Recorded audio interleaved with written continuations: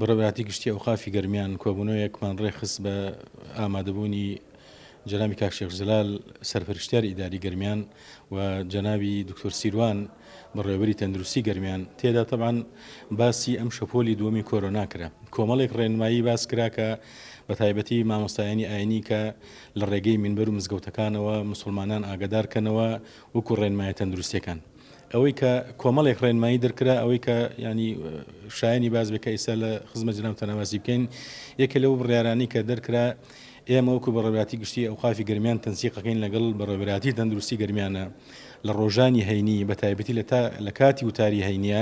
هەر جاری لە مزگەوتێکیان دوو مزگەوت دکتۆرێکی بەڕێز دێت لەوێ ڕێنمایەکان ڕوون ئەکاتەوە بۆ خەڵک ئەوان لە ڕۆپسپۆڕێکەوە تەبعاً شارەزاترن مامۆستا ئاینەکە کە وتارەکە ئەدا مەجال بوارێکی بۆ ئێڵێتەوە لە پێشەوەی وتارەکە بۆ ماوەی 10 دقیقە ڕێنمایەکان بە ئەو خەڵکە نوێژخوێنانی مزگەوتەکان ڕاگەیەنی.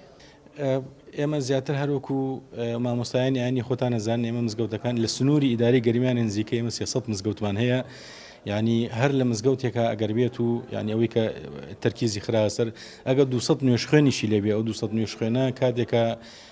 ڕێنمایەکانی پێ ئەوت ینی بۆ باس ئەکرێ ئەگەیتە 1000 کەس لە ماڵەوە ئەگەر کرد هەر بۆ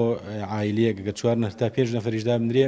ئەمە بە ئاسانترین شێوە ئەگەڕێتە هەموو ماڵەکان ڕێنمایە تروستیەکان ئەگەیتە هەموو ماڵەکان.